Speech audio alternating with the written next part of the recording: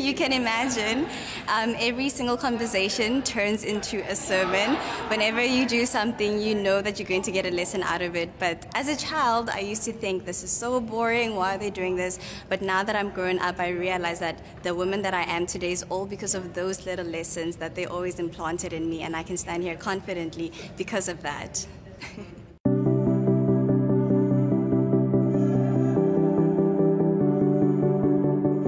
Yeah, absolutely. I remember growing up, we'd go to church every single day, but even in the house, it would be a church sermon in any case.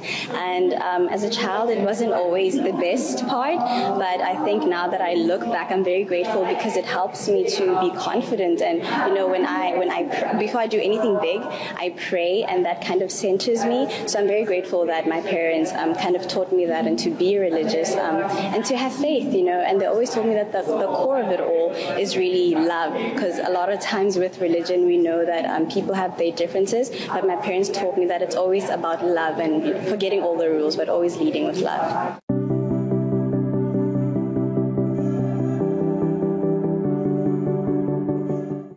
You know, I get that question a lot, but it actually does yes and no, because the pressure, because the country now is so invested in the Miss Universe journey, which is great on the one side because they support me so much and I feel their love when I stand here.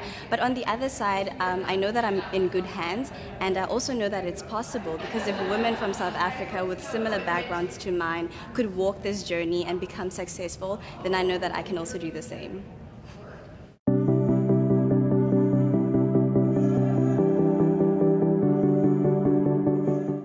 So for me, the biggest thing with the title is the personal growth that I can get of it, but also what I can do in terms of girls' education, because I come from a village, and so growing up I saw that there was a big gap between the quality of education that we get in the rural areas versus in the more urban areas. And so what I would like to do is to use the platform to raise awareness, but to also now, with my new connections and the new resources that I will have, to take it forward and make sure that we bridge that gap in whichever way that we can.